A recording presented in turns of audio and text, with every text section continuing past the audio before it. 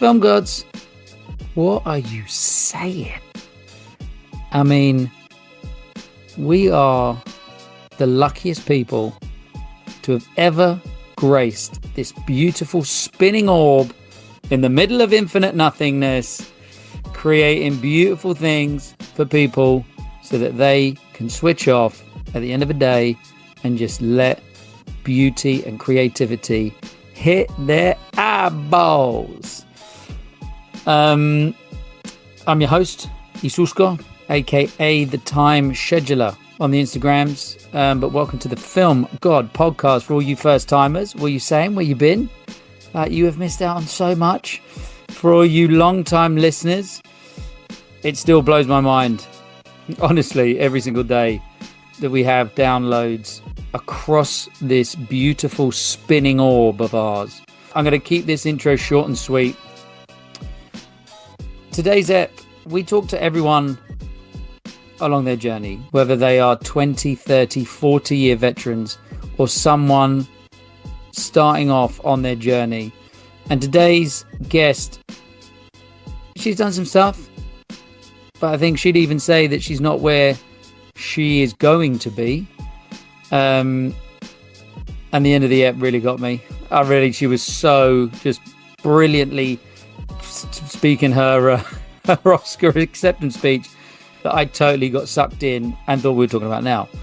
And I think the beauty of this episode and the beauty of this guest is hearing someone that's starting their journey, has been doing it for a few years, but has a very clear intention of where they want to go and of who they are, more importantly, and what their story is. And that to me is the beauty of today's ep, is that they know who they are, they know their story, they know the stories that they want to tell. And in the coming years, we are going to be blessed with documentaries and feature films from today's guest. And I can't wait to get her on in 5-10 years time when she's got her Oscar, and we can look back at this episode and go, I fucking knew it. I knew it. So shout out to our sponsors, Creative Caves. Another big shout out to Sydney Certified. For anyone wanting to get into camera, go check them out. And I've also been digressing and listening to a man called Peter Crone, who is the Mind Architect. And if anyone just going through a little something, go check him out. Go absolutely check him out, because it gives you some tools and the abilities to understand that actually the expectations of where you think you ought to be are just your thoughts and beliefs, and they are not your truth. And your truth is that you are exactly where you need to be at exactly the time you need to be there to learn whatever lessons that we had to learn. So ladies and gentlemen, I love you all. Thank you for listening. Like, subscribe and share, and send this to someone who you think needs to hear it. And let's get down to the ep. Ladies and gentlemen. So Film God family, podcast listeners, we're going to be in for such a treat today. We've got someone who is not from the UK, and this is going to be an amazing insight into what is happening globally in the world of film and in the world of creative content creation. And I'm so pleased. We've tried to kind of get a few kind of days in, and she's been busy, I've been busy, and today it's a Sunday, the day of rest, but there is no rest in the creative industries. So without any further ado, thank you so much for coming on. What is your name and what is your role on the call sheet? Thank you for having me. My name is Safiyah, and my role, it's funny because I have different roles. So I'm like a director and a DP. Amazing. And I guess one of the main reasons I wanted to get you in is we had a chat with Toby Walsham a few episodes back, and what he's doing and what the company are trying to kind of get on with and be the first to kind of adopt is technology and where that's taking us. So from a journey perspective, when did you know that directing and the film industry was where you were going to end up? I didn't. I went to school for fashion. I thought I was wow. gonna be this dope fashion designer until I started to sew, and I said, yeah, I can't do this. I can't sew. I can't sit there. And I said, so you have to really love this in order to stick with it, you know? Mm. But I would say like picking up a camera was my brother. He was an artist, a music artist, and he was like, "Hey, you have a camera. Why not just use it to film me?" I didn't even know what he was talking about. I didn't know how to film. I didn't know anything. And once I started to, learn and shoot him, and I started to love that format of like creativity, just like filming with the camera. That's how Mm. that started. Mm. And at what point, like, there's no film school, there's none of that. I think there's so much. Were you big? Did you watch a load of films? Was there something that you were kind of going, oh, well, I'll start on a wide and go in? Or how did you learn that craft of filming? Um, yeah, I didn't go to school. The way I learned was being consistent with shooting a lot of different videos around the neighborhood for all these artists. And what I did do is I YouTubed everything I had questions about. Something I didn't know, I said, let me YouTube it. YouTube was very, So very good. useful. Yeah, it's so useful. That's your resource. You know what I mean? So I was able to learn about different lenses. I was able to learn about editing. I actually was a one-man band. I didn't think of it that way, but literally at that time, I was doing everything because I had to learn. I was a student. So, that Mm. was cool. And were you at school at the same time, or had you left high school or college or uni or what? When was that kind of? It sounded like you went in with a clear vision of wanting to get into fashion and creating clothes and creating that kind of. I mean, creativity seems like it's always been part and parcel of who you are, and that, and it's in your blood. So was it an easy step to just go, oh well, I'll pick up a camera? No, it wasn't easy because, like I said, I had to learn a lot of things. But fashion, after that, I left. I just couldn't be in a place where I didn't feel, the love for what I was doing. I just couldn't keep doing it. So I stayed on my grandmother's couch, contemplating life, like any 21-year-old would do. Gotta love Um, grandmothers for that. yeah, They yeah, let you gotta do love them. it. Yeah, yeah. And yeah, like it wasn't easy. I would have to say my brother was a big help because he would tug me at it. Like, come on, you gotta. He was very motivating to keep me there. You know what I mean? Mm. But yeah, yeah, that helped. YouTube helped to gain the love that I was looking for something, like have that passion for something. Mm. And that, because I guess I hear a lot of people when they first kind of walk onto film sets, they have this little like imposter syndrome, that kind of like a little voice on the shoulder that's just like, you ain't supposed to be here. They know, everyone here knows more than you, that kind of stuff. Right. But when did you, like that cutting of your teeth with family, that must have been a really nice, safe space feels like the wrong phrase, but a place to be able to make mistakes and to learn. So, how many of those music videos or promos or content had you been making when you suddenly went, "Oh, actually, I'm not bad at this. I can do this." Um, when people wanted to hire me, I was doing so many music videos. To be real, they were not good to me. When I look back at it, they weren't good, but it shows my consistency of like what I was doing, what I was trying to do. When I shot for Fetty Wap before, I don't know if you guys know who that is, but he lived in my neighborhood and he was a big artist at the time. So when he wanted me to do a music video, I was like, I'm pretty good at this then. You know what I mean? But here's the kicker. I didn't really like music videos after a while because I didn't like the fast pace of music videos. Mm.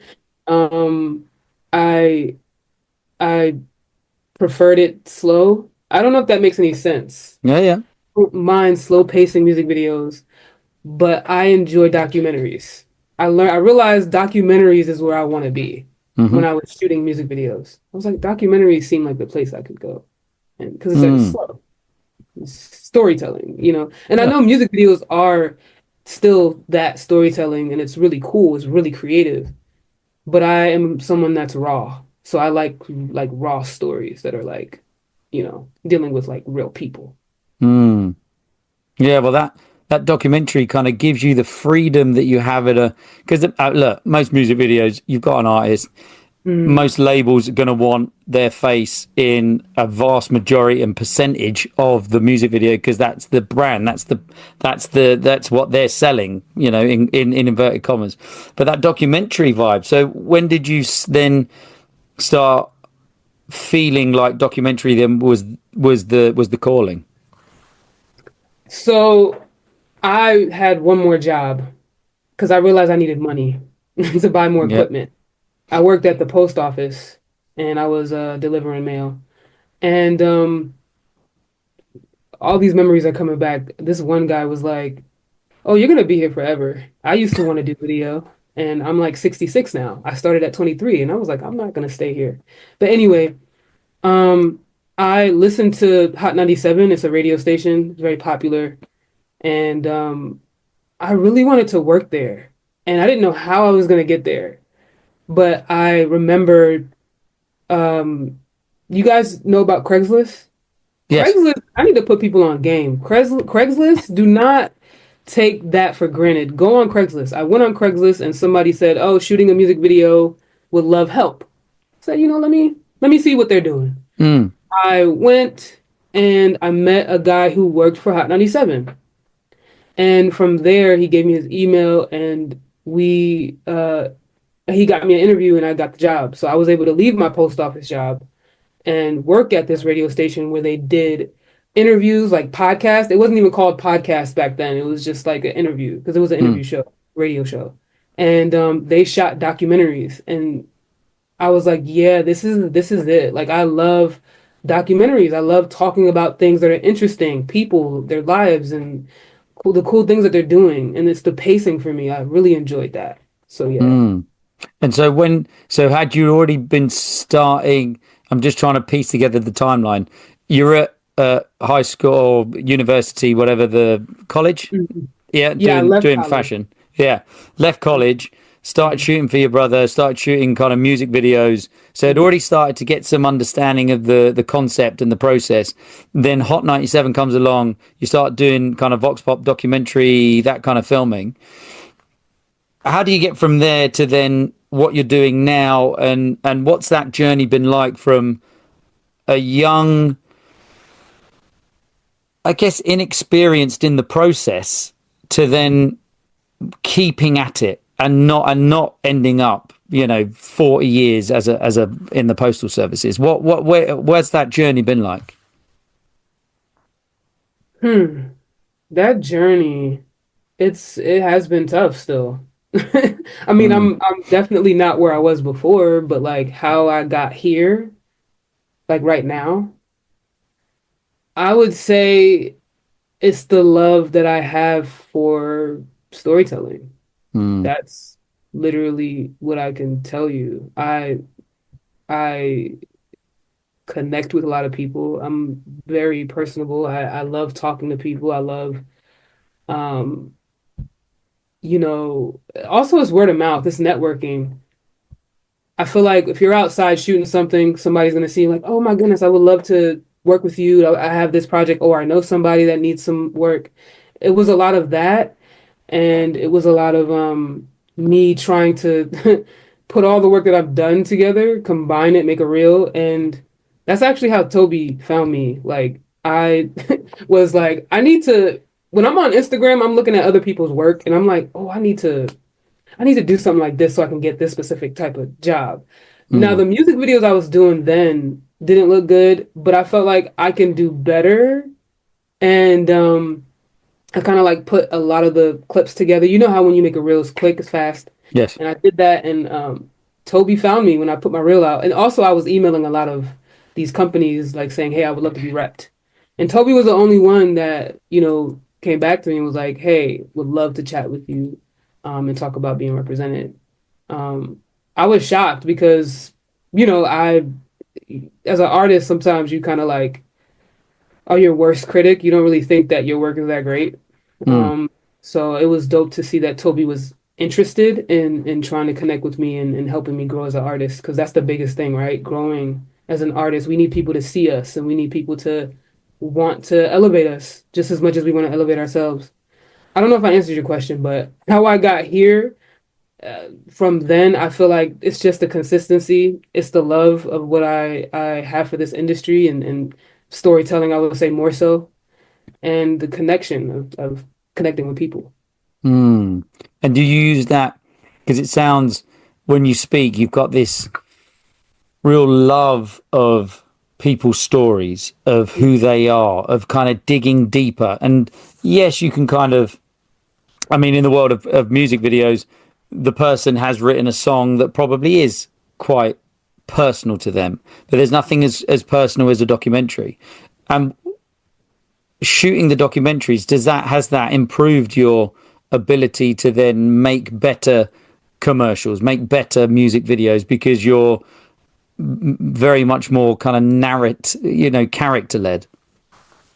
Yeah, it did because like every time I did a project, I was learning something new.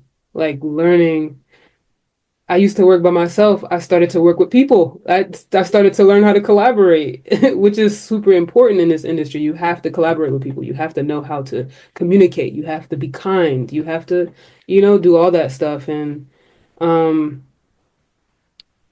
yeah, forgot your question. Yeah, that's good. No, I like it. And then like, because as you're saying what you're saying there, I vision that younger you that is, as you said, a one-man band that kind of does it all, camera, editing, all the rest of it. And then you get onto the larger sets and you do have a DOP and a gaffer with lighting and riggers and people. And that level of control kind of needs to be diluted across an entire film set. Whereas maybe when you started, it was like, no, no, no, no, I got to do this. Give me the camera. I know the shot I want to get. How is that? How easy is it to kind of give that control over to other creatives? I'm still learning to do that. I don't know if you remember, but we worked together on the set too. Well, who? Me and you? Thierry Henry, yeah, remember? And you kept Oh, coming to with the football thing, yeah, and he was yeah, sitting down the documentary thing. Oh yeah. shit!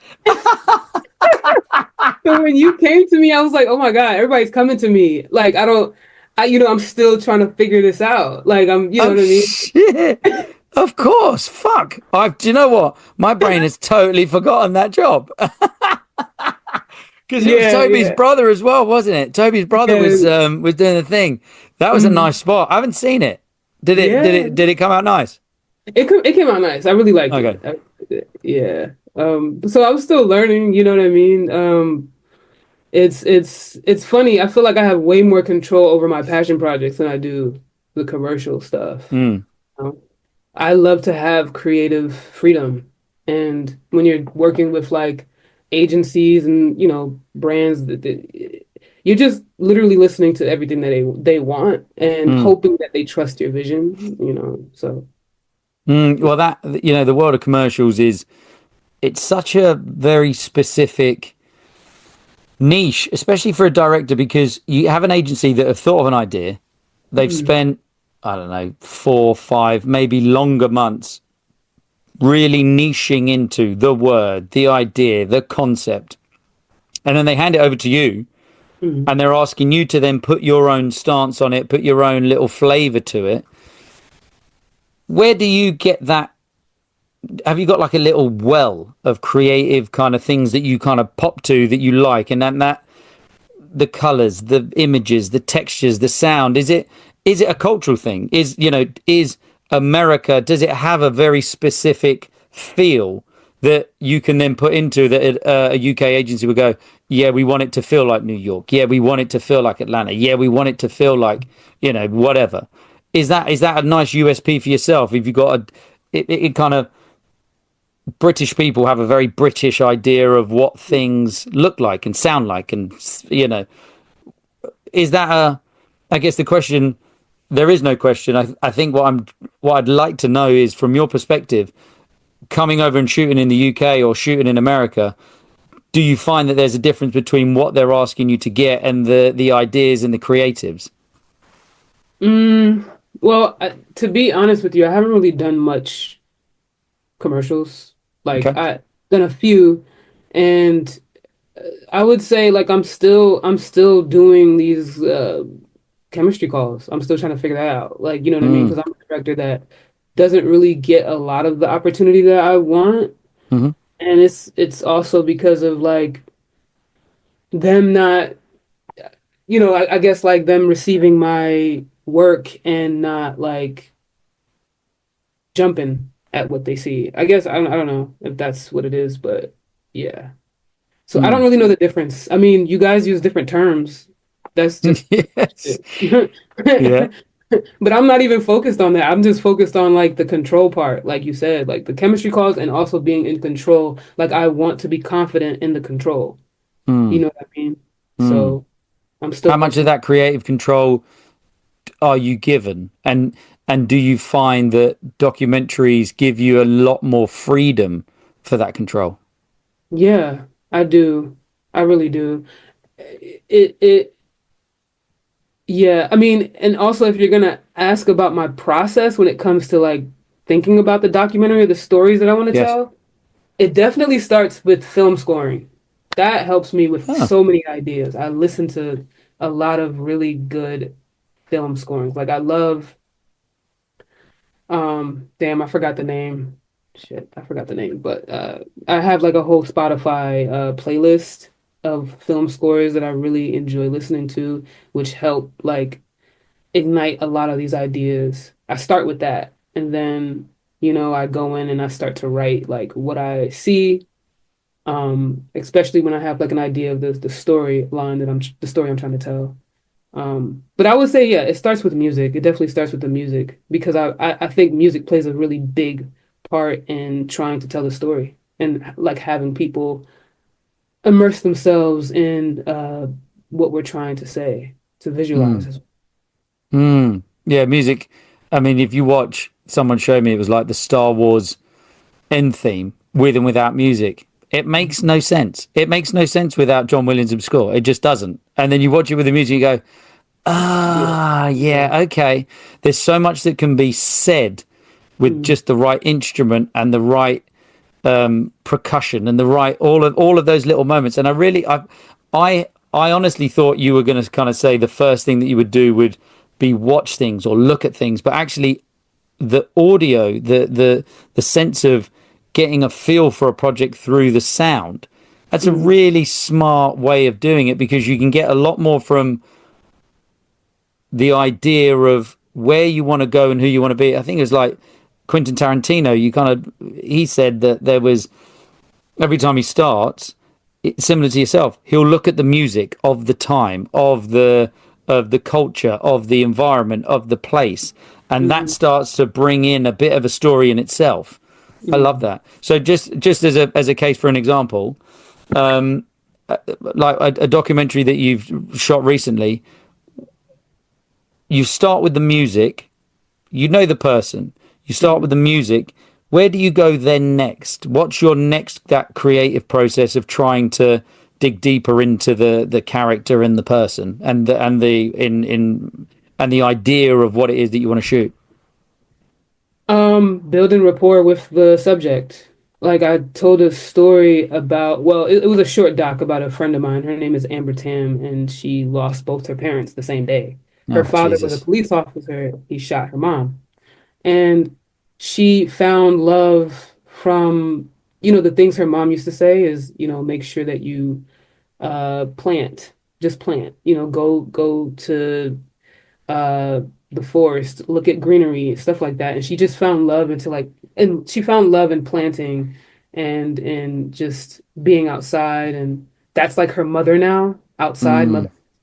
So yeah, from there like it's good to kind of like build a relationship with the person I'm trying to tell a story about and um respectfully asking what things that I shouldn't show. I want to make sure I'm respecting what their needs, but also yep. um you know, adding like images. I use Shot Deck a lot. That helps having images with the music. Um, Did you say shot deck? Shot Deck. You And so what use does that? No, I've never heard of it. And what is it? Like a Pinterest? You kind of just put images together, stick some audio in there, and then it just starts creating a bit of a snowball downhill for the creative. yeah, Shot Deck is amazing. It is like a Pinterest, but they only have stills of films that Oh have been wow. out. Yeah, it's really dope. The color concept is there too, so you're able to kind of see the color that you're looking to go Yeah. for. They have film, they have digital, they have all the things that you need. And that really helps me visualize the story even more. This is what I was gonna say too. I know a lot of people need to kind of like watch other videos to be inspired and to have like some sort of vision. Yes, for me, it starts with music because I'm big on originality. I like to be original, and I don't Mm. want to always look at other people's stuff. And other people's stuff is great, but like I wouldn't go to that first. I would wait for that, and I'll just make sure that I'm using my vision first that comes up. You know what I mean? Yeah, well, you don't want to muddy the water with a shot that's already been done, a scene that's already been Yeah. done. It kind of to Yeah. kind of find that originality, that clear-headedness, and maybe even some people kind of, as you said, your friend, they kind of go into nature.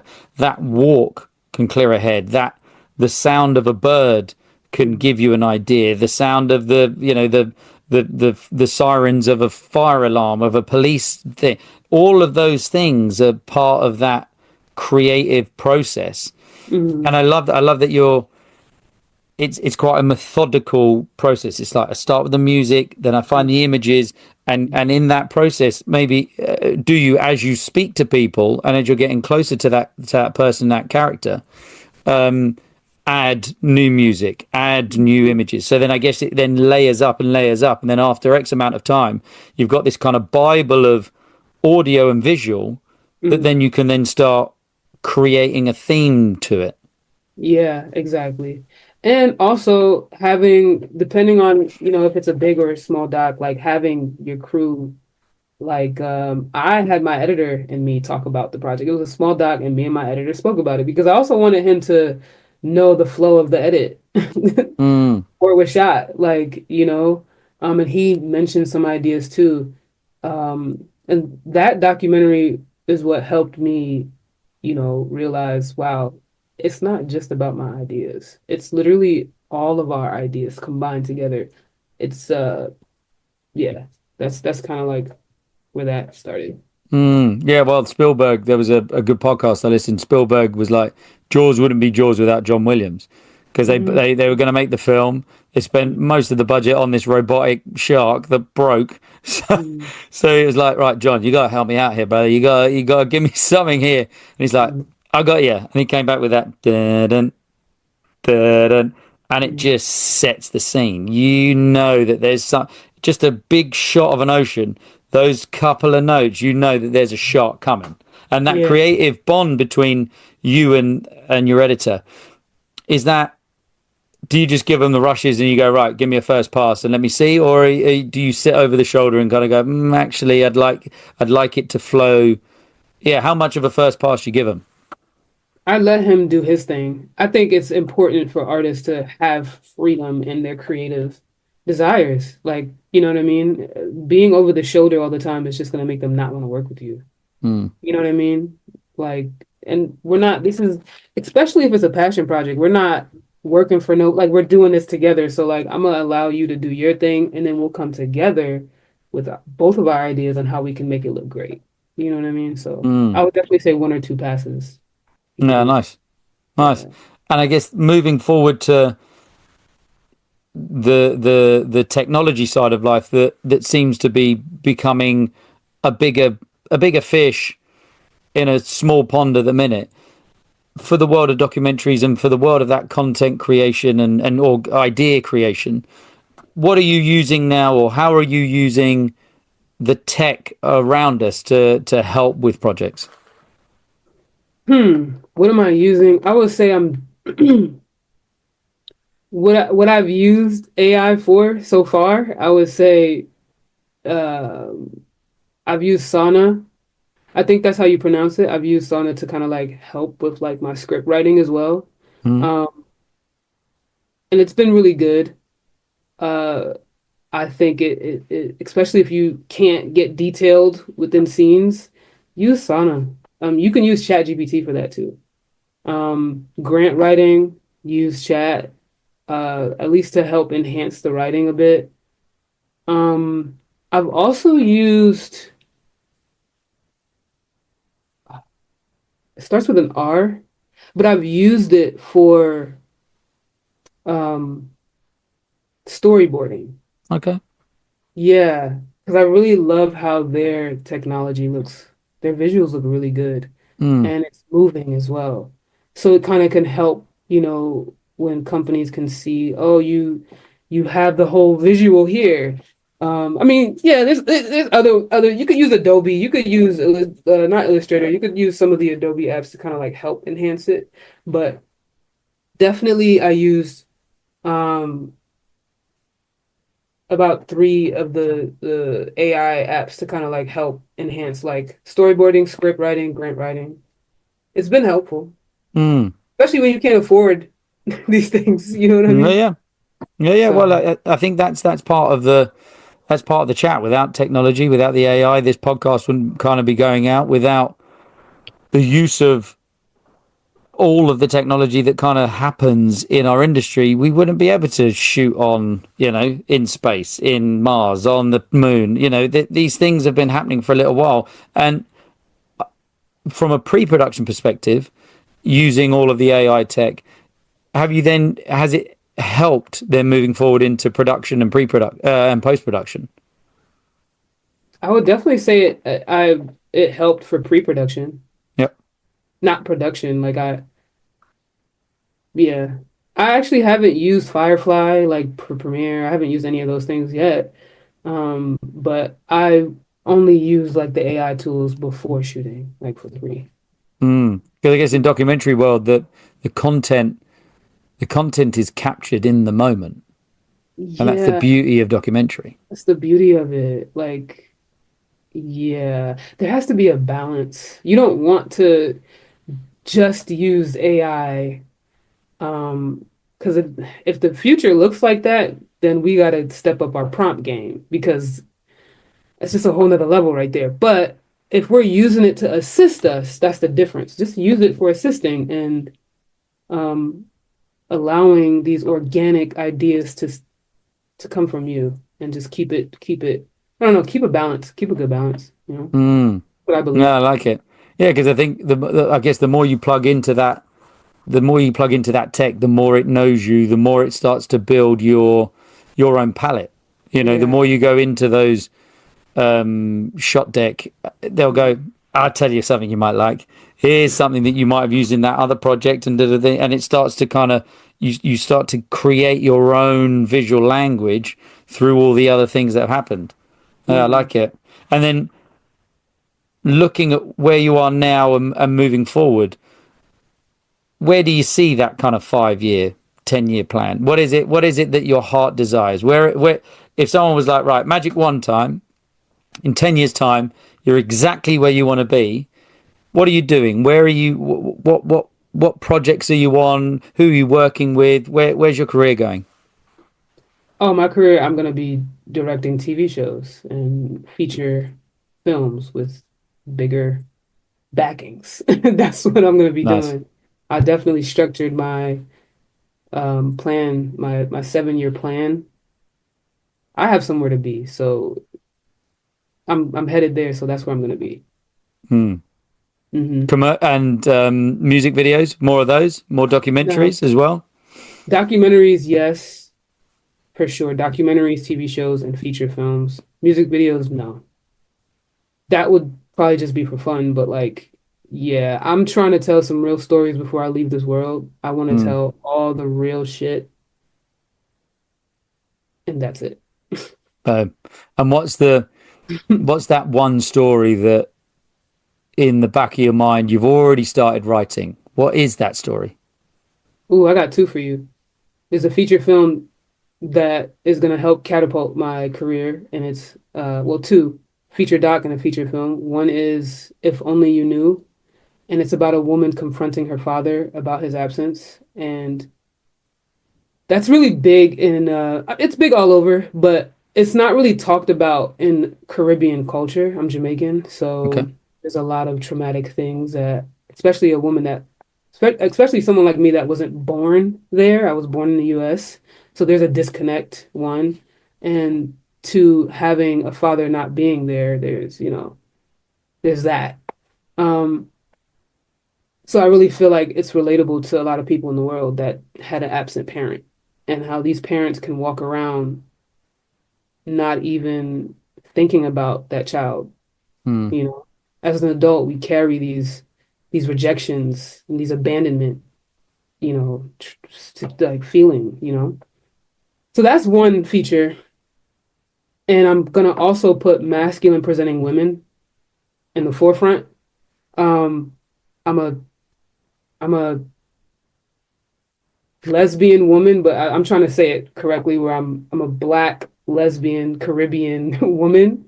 And I feel like we just don't really see that on the big screens. I want to see myself. Like I just Mm, want us to talk our shit. I want us to keep it real. I want us to not hold back because at the end of the day, we are still women. We're still feminine. We have feelings. You know what I mean? mm.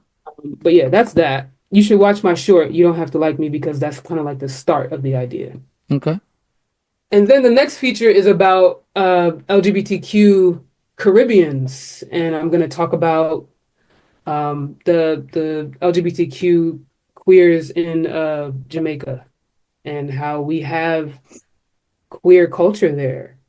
You know what I mean? From the 40s and the 50s, no one talks about that. So Yeah. this would be a really big feature documentary. I'm actually Mm. going to Portugal to film one of the elders who's a Chinese Jamaican man who started the Gaily News. Think of the Daily News, but he Yes. called it the Gaily News to connect Nice. with queers in Jamaica. It's so crazy. It's this story is going to do wonders, and I'm someone that is about organic storytelling and the truth. I'm a truth seeker, and I want to break things. I want to break certain constructs. Mm. So that's what I'm here for. Mm. I like that.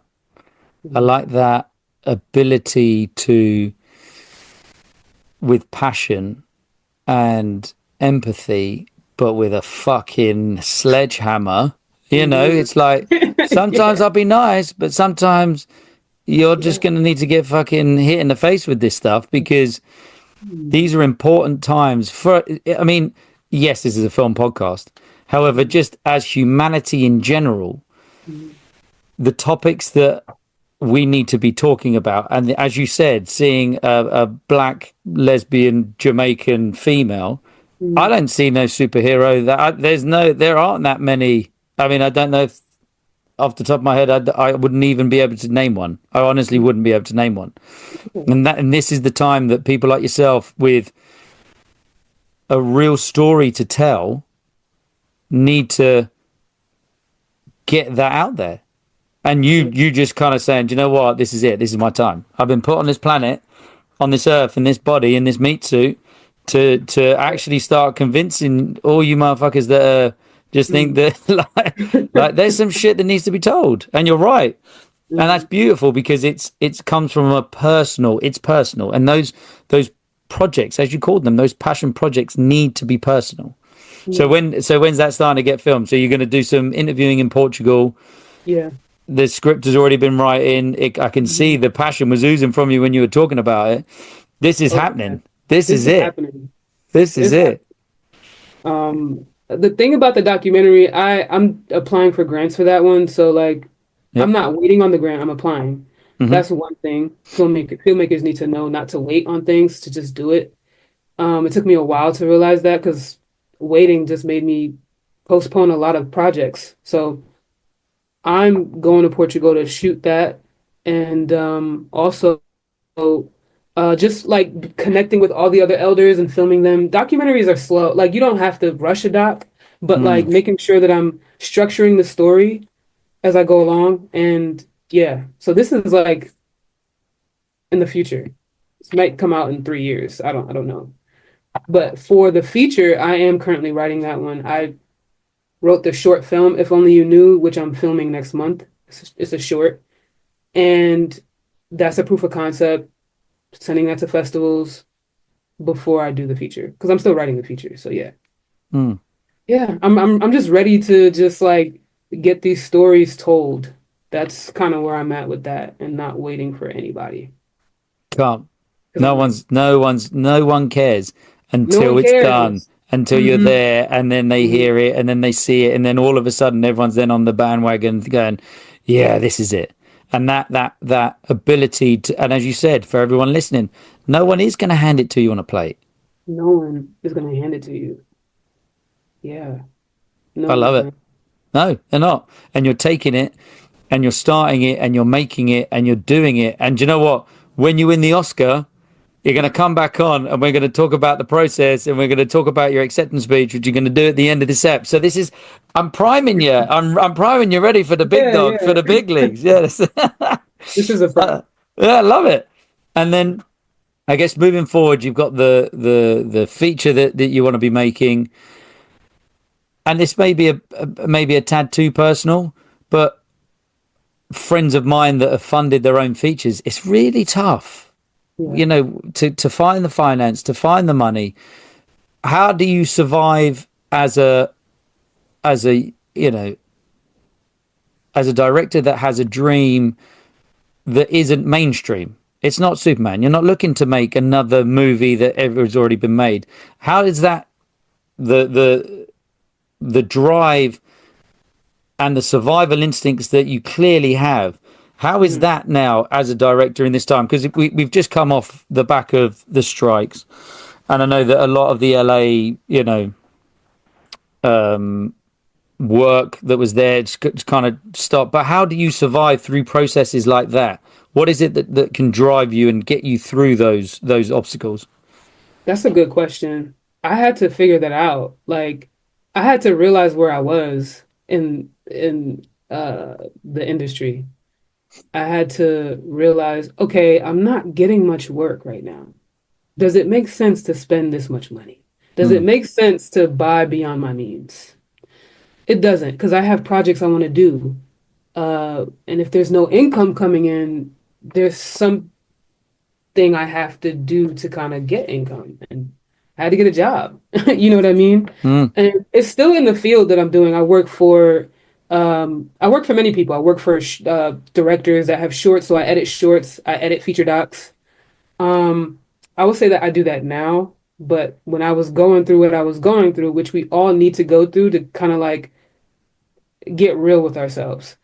I got a job like working for a company that needed edits for social. Like I feel like you have to kind of find your footing a bit, like find ways to kind of like make the shit you want to make and not be insecure about it.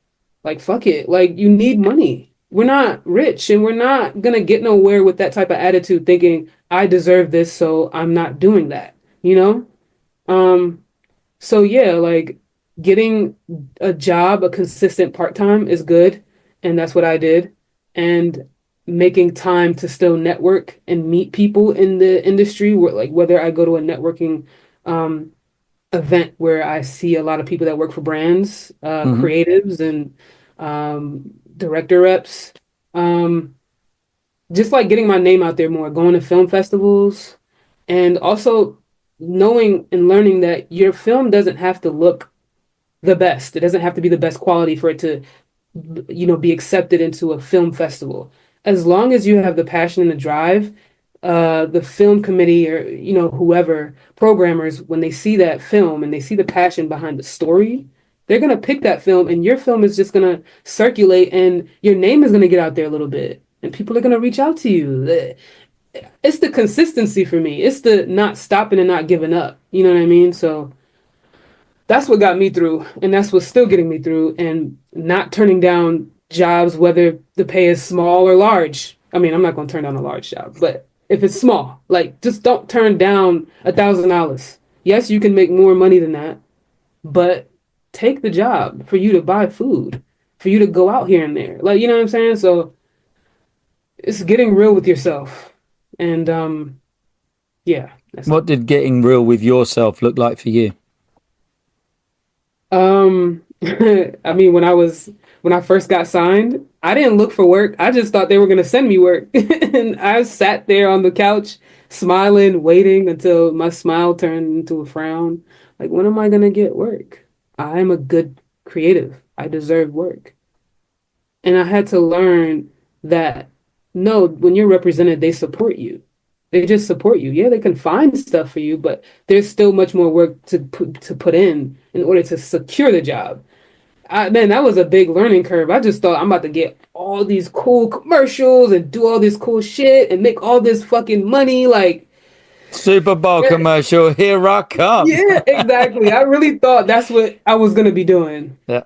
So reality hit, and I learned it doesn't start like that, and it's not always like that. You know what I mean? If at all. So I still have to put in work. I still have to hustle. I still have to network. I still have to, you know, find my community. Like I still have to do my shit. So none of that should stop just because you get represented. And I think that's what a lot of filmmaker friends of mine's, are trying to understand. Oh, I can't wait to be represented. And it's like, no, I mean, you still need to do your thing. Like, don't think Mm. that's going to change your life, you know? Yeah. So I had to get real with myself in that moment of sadness because that can make you feel like you're not good enough. If you sit in that sadness for too long and you see other directors, because if you follow all these cool directors and you see all their work, that is just going to make you go deeper into this rabbit hole of Mm. depression, you know? Yep. So yeah, it's trying to live, and living what that looks like as a creative is doing what you love. Mm. And how important is the community and the family around you while you're going through those difficult, soul searching moments? It's important. It's important, but I think with my family, my mom was more like, "Oh, you got to get a regular job." Because I don't think that's gonna work for you. Um, but there were moments where she was encouraging my mother. Um, my partner, she's very, very encouraging as well. And it's sad when you can't even pay for things when you're with your partner and Mm. you're like, it's director. You're like, am I a director? I don't know what I am. Like, you know, but having your partner, you know, it's motivating when my mother was like, get a real job because that's not what I want. You know Mm. what I mean? I want something part-time. I'll get a job, but like not like the type of job she wants me to get. But it was motivating hearing her say that because it just ignited me more to continue to be consistent in this field.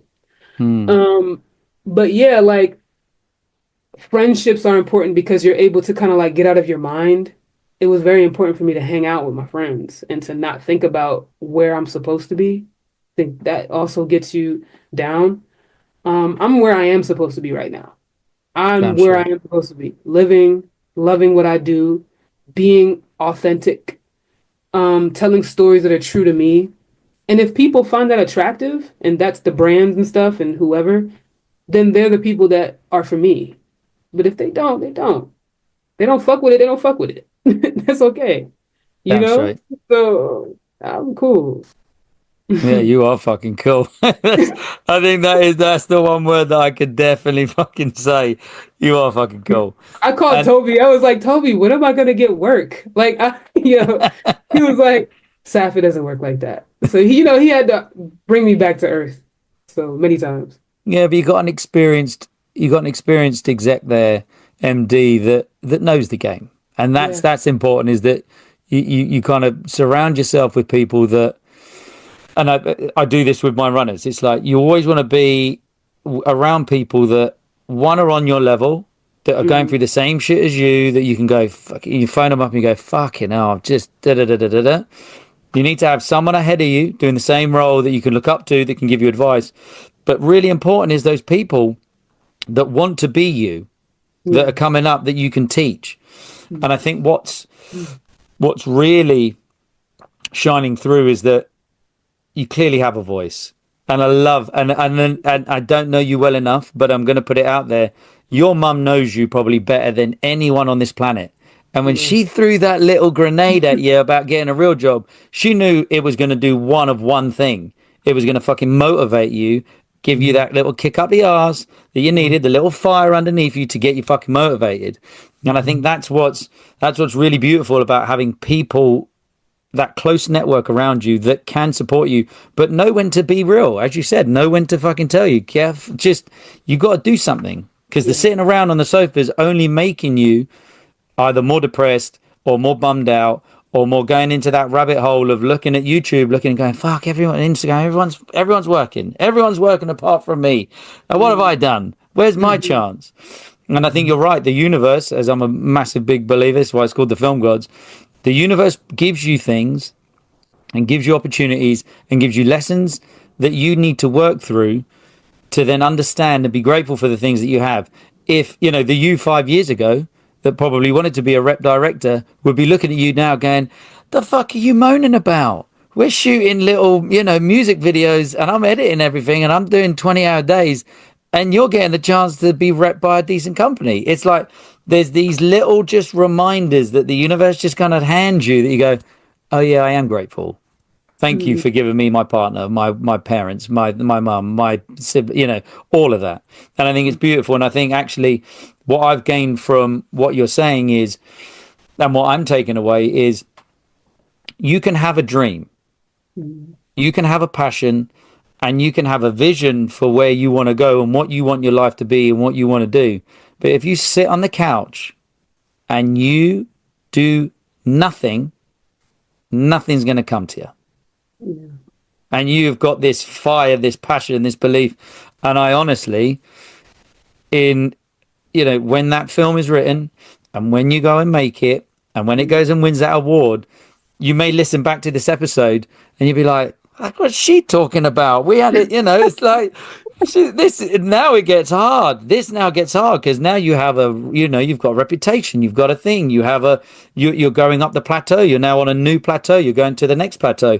And this is why I wanted to get you on, because yes, we have people that are more experienced and yes, we have people that are less experienced than you, but your specific journey is something that is personal to you. Mhm. And it's beautiful that you've had the highs, you've had the lows, you've had the moments of regret's the wrong word, but questioning whether maybe I should have been a teacher. Maybe I should have gone and become a, you know, I should have stayed as a postman or I should have stayed in a postal service. You know, that's where I should have been. But it's not where you should have been because you are exactly where you are. And I love it. And we've got to about we're getting close to like the 45-minute mark. So I've loved the ep. Is there anything that you want to touch base on before we do the last two questions? Any topics, anything that you want to just talk about for five before we get to the last two questions? No, I feel we touched on a lot. Yeah, we touched on a lot. It's Yeah. good. So so the second to last question is always the advice to your younger self. And it was always just a question that I would just throw out there and I would give to the person to answer. But in the recent episodes, as we're talking, there's always a person, because I just see when you're talking, when people are talking, I visualize and I see you where you are and how you're doing it. Mhm. And what I'd love you to do is just where you are now, with the experience that you have, the moment, and I'd like you to talk to, and I'd like the advice to be for this younger you, Mhm. where you know you've had your experiences, you've gone to, you know, you've done your school, you've done your high school, you got to college, and you knew deep down in your heart and your soul that what you were doing in the fashion industry wasn't for you, and you stopped, and your brother came along and you started making these videos and you didn't know what you were doing, Mhm. but you knew there was something there. If you had that person, that younger you now sitting opposite you, what is your advice to them? Hey, you. Hi. My advice to you, young Saf, is don't wait for the fire. Ignite the fire. Don't think you're not good enough because you are. Don't worry about what people think because you're great. Learn to love who you are. Learn your story. Learn to love yourself more every day. And don't focus on what you don't have. All of that is going to make you lose focus on your purpose. So just learn to live, learn to love, and learn to create more every day. That's what I would say. I think this is the point where we just drop the mic. I don't even say the last question and we just end the app. That is beautiful. And I think that sums you up. I Mhm. think that moment there of empathy for yourself, having an understanding of who you are, because it could, I mean, I can't imagine how tough it is growing up Mhm. in another country, going through what you're going through, doing everything that you're doing. And everyone has their journey. Mhm. And that ability to, have a rounded approach to everything that happens to you, but know that with love and with consistency and with passion, life will just happen. And the beauty of it is, it's not always going to be ups, it's not always going to be downs, but they even each other out. I love it. I think it's fucking beautiful. So we're now going to fast forward Mhm. 5 years. The film's just come out. The Yeah. drum rolls happened. I don't know who's going to be up on stage. Maybe someone famous is up on stage Mhm. and they've got the golden envelope. It's the Oscars. And the Mhm. winner is, and they pull your name out. So I step away.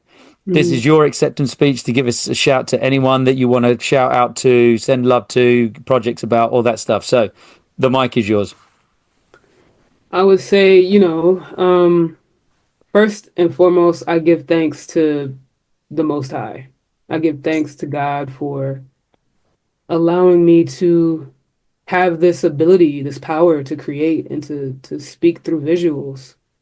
Um, and then I want to give thanks to my mother, who, as a single mother, took care of me, and she was very consistent in her love, even though it was tough love and there was soft love at the same time, which, as a single mother, like allowed me um as I got older, it allowed me to learn like what type of love I would want. You know what I mean? Um, but yeah, shout out to my mother, shout out to my family for believing in me and for always wanting me to continue doing what I'm doing. Shout out to Toby, man. Shout out to him Shout being out. the only rep that hit me back, like that saw something in me and still sees something in me. And tries to do his best to connect me. Um, and bring me into many places and connect me with many people. Shout out to my partner, who I'm married to now. Congratulations. Nice. Um, this is the vision, 5 years. We're not married yet, but Oh, sorry. Yeah, of course. Sorry. I was totally engrossed. You totally had me. I was just like, this is amazing. shout out to her for always supporting me and for telling me I'm great. And yeah, like shout out to myself, like for never giving up. Like, I love what I do, and I'm happy that within this spiritual balance of mine, I'm able to embrace my defeats and to love my wins all together. So yeah. Amazing. Ladies and gents, I told you it was going to be an absolute banger of an ep. You special people for hearing such a talented person at the start of a journey. So thank you so much for coming on, Saf. Thank you. As always, ladies and gents, please like, subscribe, and share. And until we meet again, that is a wrap. So that was a chat with the king or queen in the game. I give it a shout at the end so you all know the name. It's the Film Gods Podcast. The what? The Film God Podcast.